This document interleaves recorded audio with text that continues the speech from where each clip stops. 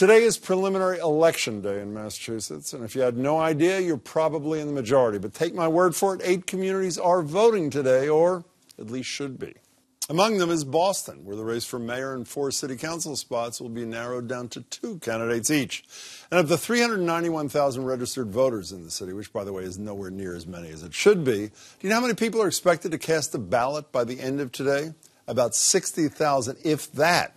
That's 15% of the city's voters. As they say, can't complain if you didn't vote, and given that we all love to complain, it's time to get those numbers higher, especially among younger voters. Joining me to talk about that are Ashley Splain. Ashley is the former president of Rock the Vote, who knows a thing or two about the challenges of getting people to the polls. Nice to meet you, Ashley.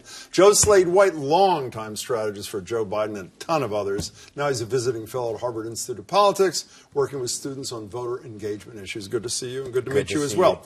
I hope I'm right about this. Rock the Vote, I know you're the former president, I think started with this incredibly famous moment. Here it is. Vote! And if you don't vote, you're going to get a spanking. I'm right about that, right? Yep. It was Madonna. That's where it all started. Yeah. So what was the goal when this thing, I know you weren't there at the time, what was the goal with Rock the Vote?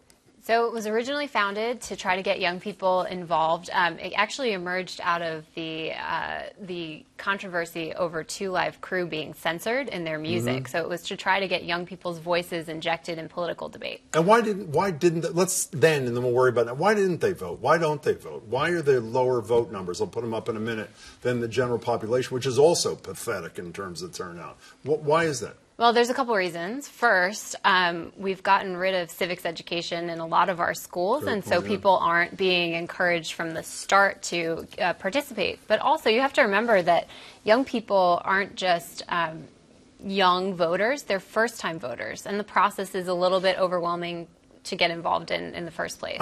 Here's some numbers, Joe, before we start. These are voting trends. Millennials versus the general population in 2012 and 2016, according to Tufts. Relatively consistent on both sides, but you see well below the general population. So when you're counseling a Joe Biden, I know you say all the right words publicly, we're going out for the young vote. Do you say in private, let's not waste our time? They're not going to vote like older people or other key demographics. Are they ignored in reality? What is the reality? Well, in the reality in the field, people do ignore them too much.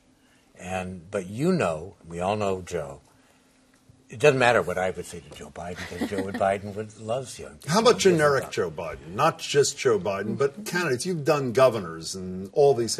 I mean, the reality is if they're not going to vote in the same numbers, the reality is they're not going to get the attention of the candidate. Is that not a safe assumption? No, you need to spend time with people who are going to turn out and who are important to turn out for that candidate. Yes. And I want to get back to your, here's my thesis, and I have none of the experience you do. It's like cigarette smoking. If you start young, this is the reverse in some ways, it's pretty likely you're going to keep voting. Yep. And if you don't start voting on, or you don't start smoking cigarettes, you probably won't smoke later and you probably won't vote. Is that a fair assessment of where you are?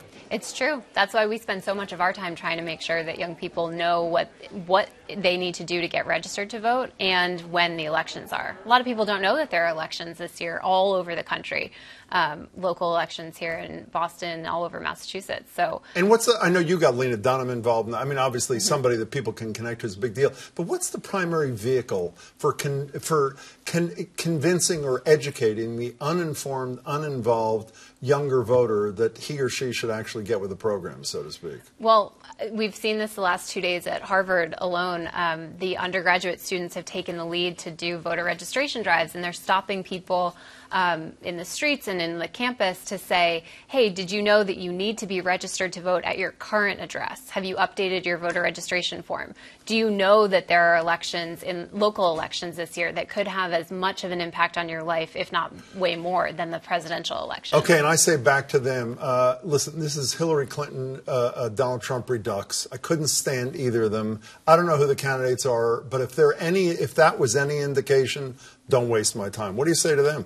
I say that you can't tell voters whether they're young or old that they're wrong.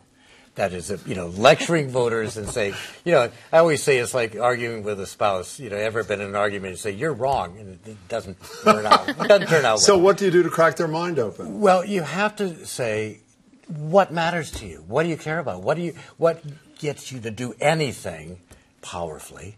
and then relate that to voting, I think. Well, how about younger? I mean, one of the interesting things is Bernie Sanders sort of broke almost all rules because Bernie Sanders, what is he, 76 now? He'll be 80 if he runs again. Which is the point, isn't it? What is the point? That's what I want to ask. Well, exactly. Everybody it's not about age? They try to do cliches that, well, you've got to be this and you've got to be relevant. I'm the king of the cliche, my friend. Go right ahead. Well, no one more than I. But is that, well, we've got to do with young candidates.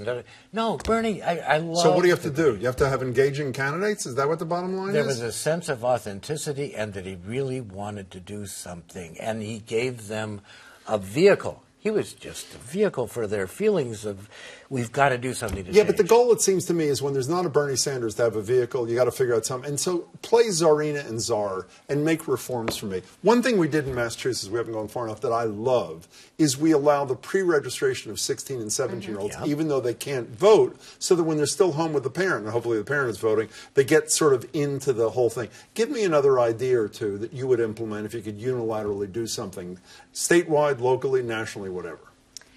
Online voter registration, for sure, in all 50 states. Automatic voter registration, we really shouldn't have to opt into the system. So it was an opt-out, like this California thing or whatever they're talking about? Oregon did it and had an enormous voter turnout increase this year through the opt-out system.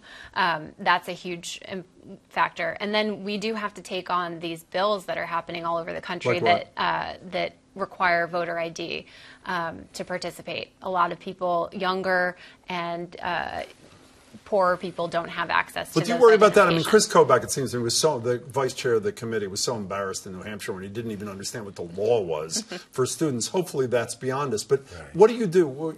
Now you're the czar. What do you add to Ashley's list? Mandatory voting. Mandatory voting. I'm sorry to not be, civically liberal. No, go right ahead. Countries that have mandatory voting, people vote. And you fine them if they don't. Well, you have an incentive sometimes. If you want to get something, you have to prove that you voted. So, and it seems harsh, of course, in terms of freedoms. And I actually, as a consultant, I feel it's my responsibility. If they're not motivated to vote, I've done something wrong. And I really take that seriously.